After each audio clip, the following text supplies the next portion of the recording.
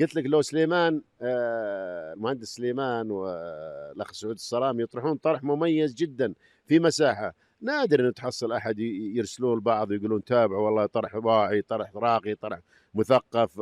قله اللي يقول لابنائهم تعالوا اسمعوا كيف الطرح. لما واحد منكم يشخط في الثاني ولا واحد ينبرش على الثاني ويسقط عليه اسقاط، اسميه لا يليق بصراحه بمكانتكم كمسلمين، لا يليق بمكانتكم كعرب، لا يليق بمكانتكما كبشر، كإنسان واعي مثقف أتاح له الله المنبر، المفروض يوظف هذا المنبر توظيف جيد. هذا مع الأسف شوف الخلل في المتلقي، ترى الخلل في الجمهور.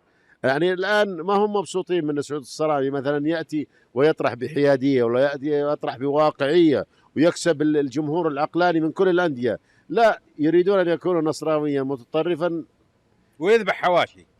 لا يمكن يذبح حواجز يذبح حواشي ولا باس من ذبح الطليان، لكن اقصد انه يعني يبونك ما هو بس تشيد في النصر ولا تنصف النصر، لا، يريدون ان تسقط على الهلال. الكلام على الاخ سليمان ذات الكلام، انه ما يريدون منه فقط انه والله مثلا يعتد بانه نصراوي او هلالي او شبابي ويشيد بنادي، يريد ان يسقط على النادي المنافس ويصير النادي المنافس. لذلك لما يتحدثون بصراحه هذا خواء فكري، لما تبدا انت تتحدث عن اشياء عفى عليها الزمن.